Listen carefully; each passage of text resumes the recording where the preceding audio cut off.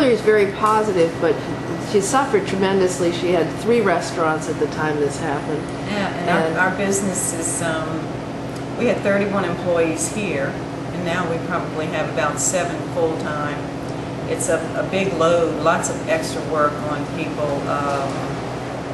We can't open the hours we used to be able to open, and so consequently our business is maybe a third of what it used to be.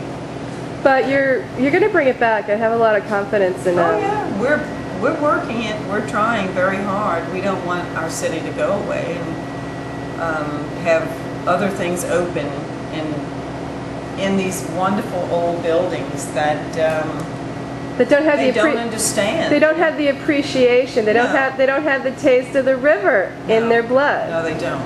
But once you they do. come here, people say they can feel it when they get off of the plane. You can feel the difference. There's something here, and it truly is a love of all cultures and food, and so celebrating those cultures through food. Absolutely. Really, it's a wonderful cross-cultural city, and it's disturbing to see so many of the things that we see on the news that, you know, people are suffering because others don't take care of them, and we've always taken care of each other in this city. Yeah. At the grassroots, you know. Absolutely. And we do get along, and we do love one another. So there are many things that are going on in the news that they're focusing on negative aspects, negative aspects, but they're not presenting the whole picture. We had 85% of this city underwater, and they're focusing on one part of the city, the 9th Ward, which they talk about the poor people in the 9th Ward, underprivileged people. Those people were very happy people. Yeah. They had their little homes. They want to go back there. Yeah. They would never have left there. Right. They chose not to evacuate. You know, a lot of them are not pathetic wretches. They may have lived in a middle class or a modest house. Absolutely. They had jobs. But it was their house, and they were just as much part of the middle class as anybody else. Just living like up on the garden to go back into the projects. Yeah. And it made it seem like they could not get out. Many of those people worked for us in the restaurant and chose not to leave the city. Yeah, at that time. We got hotel rooms for them here, and they had automobiles. We told them you do not have to stay every hurricane. They have an option to leave. They choose to stay. Yeah. So we were fortunate this year that last year, I should say, 1.5 million people evacuated, and so many of the deaths were not really from drowning or occurrences from the hurricane.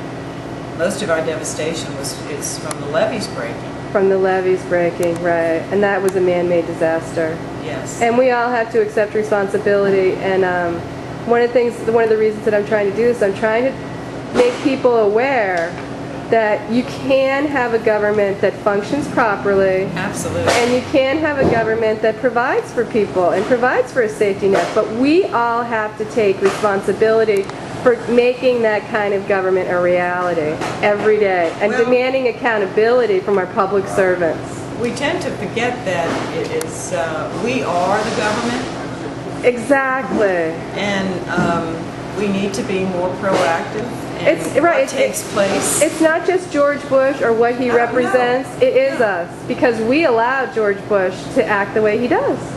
Well, in most cases, people sit around and they talk about things and do nothing. Right. If you do nothing, then you're part of the problem. Right. So get to be part of the solution. Absolutely, and that's what we're all trying to do here. And we're trying to make people aware of it's a wonderful city. The people here love one another, and we do any and everything to help one another out here.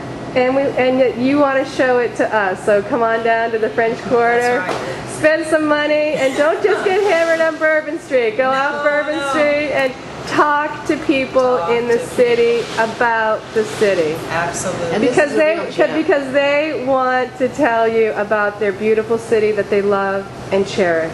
Absolutely. And this restaurant here is a real gem. Thank you. It is really. Chef Ed made a soup for me one day that I sat there and cried. It was so delicious. Oh yeah. I mean, it is just.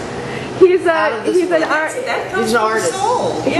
He's an artiste and a maestro. Absolutely. So come on down and let Ed and Hillary make some beautiful music for you. Absolutely. We would love to. Thank you for talking to me today, Hillary. You're welcome. And happy birthday next Same year. to you.